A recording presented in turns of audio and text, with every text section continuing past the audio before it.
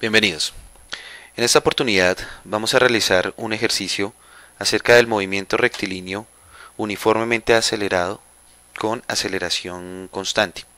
Este ejercicio es tomado del libro Física Universitaria de C.R. Szymanski capítulo 2 y el ejercicio es el ejercicio número 2.34 y dice así: un tren subterráneo en reposo parte de una estación y acelera a una tasa de 1.60 metros sobre segundo al cuadrado durante 14.0 segundos.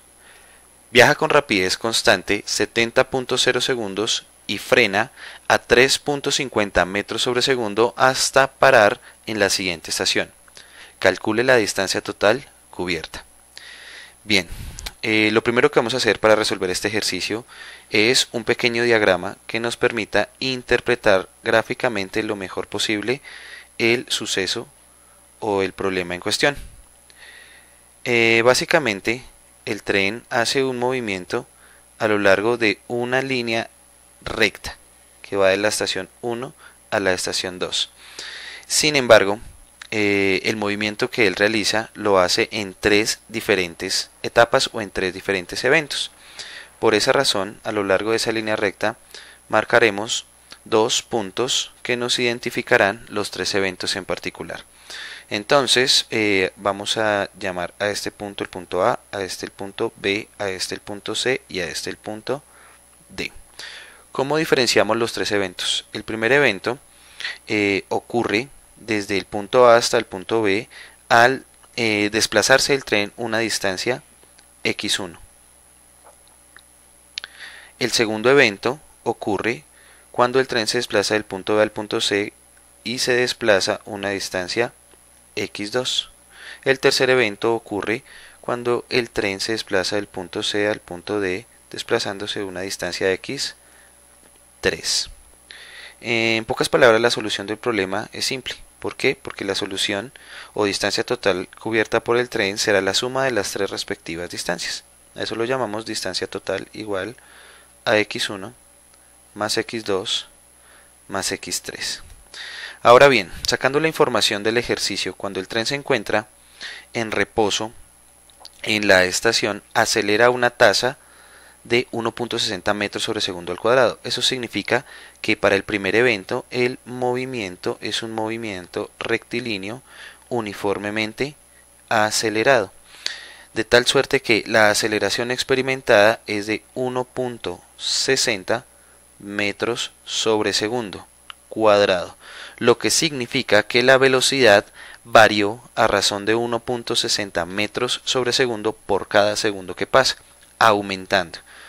Matemáticamente diríamos entonces que la variación de la velocidad es mayor que cero, es decir, positiva. Además, podemos suponer que la velocidad inicial que tuvo este tren subterráneo en el evento número 1 es una velocidad inicial igual a 0 metros sobre segundo porque partió del reposo. Además, ese primer evento ocurre en un intervalo de tiempo o delta t, tiempo transcurrido, igual a 14.0 segundos. Bien, ahora en el evento 2, el tren describe un movimiento rectilíneo uniforme. Decimos rectilíneo uniforme, ¿por qué? Porque la aceleración experimentada es de 0 metros sobre segundo cuadrado, es decir, no hubo una variación de velocidad. Y eso lo escribimos matemáticamente como variación de la velocidad igual a 0. Bien, lo que debemos cuestionarnos es qué velocidad tuvo el tren a lo largo de ese movimiento, cuando lo único que sabemos es que la variación del tiempo transcurrido será igual a 70.0 segundos. Por otra parte, en el evento número 3, el ejercicio nos plantea una situación donde el tren experimenta una desaceleración de 3.50 metros sobre segundo al cuadrado. Este menos significa desaceleración. No está implícito en el ejercicio, pero en la resolución sí debemos tenerlo en cuenta. ¿De dónde sale ese menos? Sale del hecho de que la variación de la velocidad en esta oportunidad es menor que 0. Es decir, significa que el tren está disminuyendo su velocidad a razón de 3.50 metros sobre segundo por cada segundo que pasa. Bien, ¿qué otra información podemos sacar de este ejercicio? Primero, que la velocidad final que tendrá el tren cuando se detiene en el punto D será igual a 0 metros sobre segundo, y que además esto ocurre en un cierto tiempo delta t que desconocemos. Por otra parte, la velocidad inicial con que el tren comienza a realizar el movimiento en el evento número 3 pues no es estrictamente implícita dentro del ejercicio. Juicios de valor para poder resolver el ejercicio. Por aquí nos faltó un pequeño detalle. En el evento número 3 nuevamente podemos afirmar que el movimiento es rectilíneo uniformemente acelerado. Bien, juicios de valor. ¿Qué significa velocidad en el evento 1? Significa que tiene que ser igual a la velocidad constante en el evento 2 y que por otra parte tiene que ser igual a la velocidad inicial en el evento 3. Esto es lo que llamamos la ligadura de los tres eventos en el problema. O sea que antes de poder responder al ejercicio, muy seguramente para calcular las distancias x1, x2, x3, en algún momento vamos a tener que calcular la velocidad. Bien, para poder resolver el ejercicio, entonces partimos de las ecuaciones cinemáticas del movimiento y las vamos a recordar por aquí a un lado. Recordemos que la posición de todo cuerpo está dado por la posición inicial que tiene más la velocidad inicial que experimenta multiplicada por el tiempo más un medio de la aceleración experimentada por el cuadrado del tiempo transcurrido. Por otra parte, la velocidad instantánea que experimenta el móvil será igual a la velocidad inicial que tenga más la aceleración que experimente multiplicado por el tiempo. Nótese que en este par de ecuaciones cinemáticas tanto la posición como la velocidad están en función del tiempo. Si hacemos una combinación algebraica de este par de ecuaciones, podemos también deducir que el cuadrado de la velocidad será igual al cuadrado de la velocidad inicial más 2 veces la aceleración por la variación de la posición. Bien, ¿para qué nos sirven entonces estas tres ecuaciones? Para analizar en tres diferentes momentos lo que sucede para resolver el problema.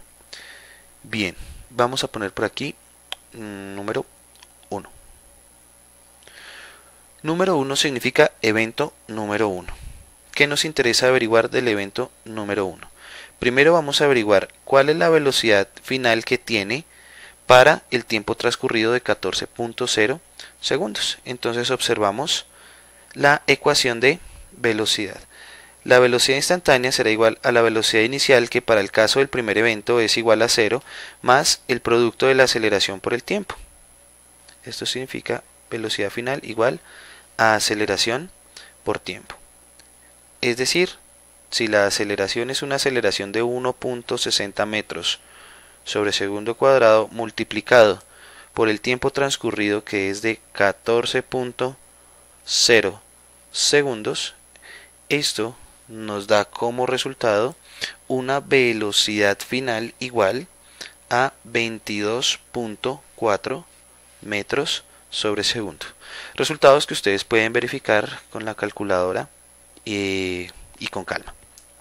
Bien, si ya tenemos esa velocidad final, recordemos que esa velocidad final es la misma velocidad constante del evento número 2 y la misma velocidad inicial del evento número 3.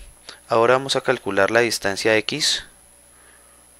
La distancia de x1 será igual a la posición inicial que tiene el objeto, que asumiendo al origen de la recta numérica aquí partiendo desde el 0 hasta infinito en el eje x, la asumiríamos como 0. Si la velocidad inicial cuando parte de la estación 1 es igual a 0, entonces estos dos primeros sumandos son igual a 0, es decir, la posición solo dependerá de un medio de la aceleración por el cuadrado del tiempo. Conclusión, la distancia inicialmente recorrida en el evento número 1 será igual a un medio factor de la aceleración experimentada, que es de 1.60 metros sobre segundo al cuadrado, multiplicado por el cuadrado del tiempo transcurrido. Y el tiempo transcurrido es de 14.0 segundos al cuadrado. Nuevamente puedes verificar con la calculadora y esto nos da una distancia de x1 para el primer evento de 156.8 metros. Bien, ahora por aquí vamos a poner 2, que significa evento número 2. En el evento número 2, entonces lo que nos interesará averiguar nuevamente será la distancia x sub 2, es decir, la distancia recorrida desde el punto B hasta el punto C.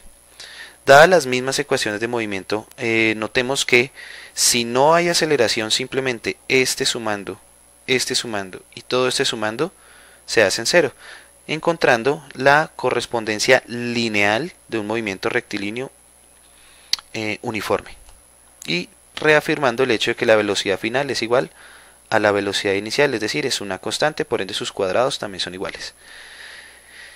Nuevamente podemos hacer que la posición relativa ya no esté medida con respecto al punto A, sino al punto B, lo que haría que la posición inicial del objeto volviera a ser igual a 0. Entonces la distancia 2 sería igual a una velocidad B multiplicada por el tiempo transcurrido.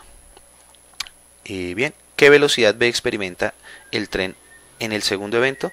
La misma final del primer evento. Y ya la tenemos calculada, es decir, 22.4 multiplicado por qué tiempo se mantuvo con esta velocidad constante el tren. 70.0 segundos. Esto nos da aproximadamente una distancia de 1568 metros. Ahora, aquí ponemos 3 indicando que vamos a analizar el evento número 3. Importante, si yo quisiera hallar la distancia en el evento número 3 utilizando la primera ecuación, démonos cuenta que esa ecuación me indica que la posición es una función del tiempo, pero uno de los juicios de valor que hicimos al principio fue entender que no sabíamos cuánto tiempo había transcurrido en ese tercer evento. Entonces no es pertinente utilizar la primera ecuación. Vamos a mirar la tercera ecuación. La tercera ecuación me dice el cuadrado de la velocidad será igual al cuadrado de la velocidad inicial más 2 veces la aceleración por la variación de la posición. Es decir, tengo a la velocidad como una función de la posición. Haciendo un poco de álgebra, yo puedo expresar a la variación de la posición, entendiendo que esa variación de la posición es la misma distancia x sub 3, como una función de las velocidades y de la aceleración. Y la ecuación algebraicamente me queda como la resta del cuadrado de las velocidades final e inicial dividido 2 veces la aceleración experimentada. Bien, entendiendo que para el tercer evento la velocidad final que tiene el objeto es igual a 0 porque él se detiene en la tercera estación, este elemento de aquí se cancela y me queda que esto es igual a menos la velocidad inicial al cuadrado sobre 2 veces la aceleración. Bien, esto significa que la distancia x3 será igual a menos el cuadrado de la velocidad inicial, pero la velocidad inicial es la misma velocidad constante que traía en el evento número 2. Entonces será menos 22.4 metros sobre segundo al cuadrado dividido 2 veces la desaceleración experimentada. Recordemos que esa desaceleración es negativa, puedo dejar el menos aquí afuera. 3.50, cierro, menos con menos se va y la distancia será igual a una distancia de aproximadamente 71,68 metros. Significa entonces que matemática y algebraicamente la respuesta a mi ejercicio será distancia total recorrida igual a la distancia x1. La distancia x1 es 156.8 metros más la distancia x2 1568 metros más la distancia x3 71.68 metros, lo cual es igual a una distancia total de 1796.48 metros.